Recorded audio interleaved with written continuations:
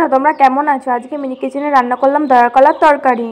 দয়াকলার তরকারি রান্না করার জন্য এখানে আমি নিয়েছি দুটো তেলাপিয়া মাছ, কাঁচা লঙ্কা বাটা, সর্ষে বাটা, সঙ্গে কিছুটা দয়াকলা আমি কেটে পিস পিস করে নিয়েছি। তাহলে ভিডিওটা শুরু করা যাক। ভিডিওটা স্কিপ না করে শেষ পর্যন্ত দেখতে থাকো। আমি উনুনের জালটা ধরে উনুনের পরে বসিয়ে দিলাম কড়াই। উনুনে এই পাশে বসিয়ে দিলাম জলের হাঁড়ি। এটা হালকা গরম হয়ে গেলে তার ভেতরে দিয়ে দিলাম পরিমাণ মতন সরষের তেল। কড়াইয়ের তেলটা গরম হতে থাকুক, ততক্ষণে মাছের গায়ে দিয়ে দিলাম পরিমাণ মতন লবণ। দেওয়া হয়ে যাওয়ার পর দিয়ে দিলাম অল্প পরিমাণে লঙ্কার গুঁড়ো। দেওয়া হয়ে যাওয়ার পর দিয়ে দিলাম পরিমাণ মতো হলুদ গুঁড়ো। সবকিছু দেওয়া হয়ে যাওয়ার পর আমি মাছের গায়ে ভালো করে হলুদ লবণটা মাখিয়ে নিলাম। যদি হলুদ লবণটা ভালো করে মাখানো হয় তাহলে মাছটাও ভালো ভাজা হয়। কিন্তু আমার মাছের গায়ে হলুদ লবণ ভালো করে মাখানো হয়ে গেছে। কিন্তু আমি কড়াইয়ের তেলটা খুন্তিতে চারপাশে কড়াই লাগিয়ে দিলাম। কিন্তু কড়াইয়ের তেলটা গরম হয়ে গেছে। একে একে হলুদ লবণ মাখানো মাছগুলো আমি দিয়ে দিলাম কড়াইয়ের ভেতরে। দুটো মাছে আমি একসঙ্গে ভালোভাবে ভেজে নেব। কিন্তু মাছগুলোর এক পাশ কিছুক্ষণ ভালোভাবে ভাজা হতে দিতে হবে।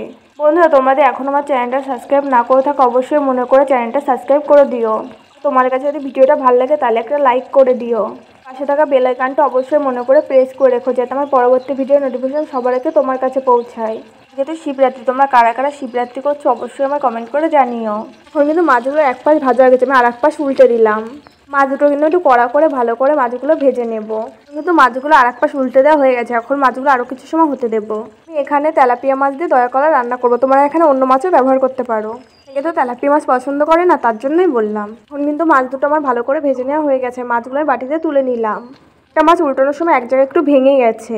মাছগুলো তুলে নেওয়া হয়ে যাওয়ার পর কড়াইতে দিয়ে দিলাম আরও কিছুটা তেল। তেলটা গরম হয়ে গেলে তার ভিতরে দিয়ে দিলাম রাঁধুনি সোমবারের জন্য। রাঁধুনি দেওয়া হয়ে যাবার খুন্তিতে একটু ভালো করে নাড়াচাড়া করে দিলাম। তারপর তেলের পরে দিয়ে দিলাম কাঁচা লঙ্কা বাটা।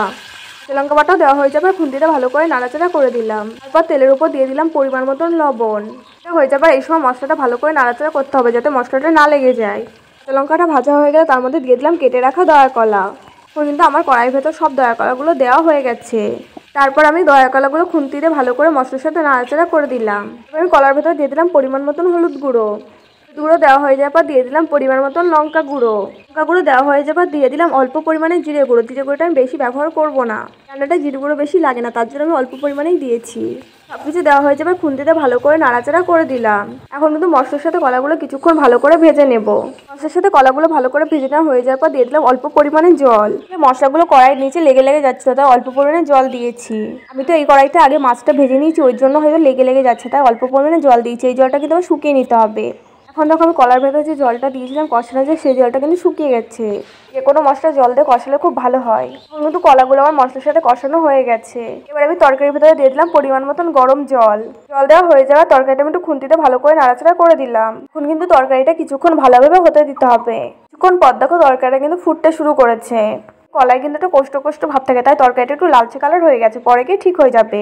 কিন্তু আমি তরকারির ভেতরে ভেজে রাখা মাছটা দিয়ে দিলাম।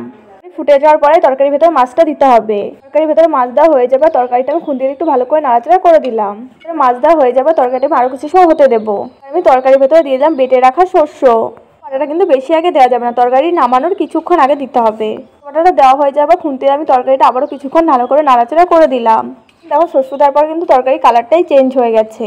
কিছু দেওয়া হয়ে যাবে, তরকারিতে আর কি কাজ, শুধু মাঝে মাঝে একটু খুন্তিতে নাড়াচাড়া করে দিতে হয়। সকালের তরকারি কিন্তু অনেক রকমভাবে রান্না করে খাওয়া যায়। তোমরা কে কীভাবে রান্না করে খেয়েছো অবশ্যই কমেন্ট করে আমাকে জানিও।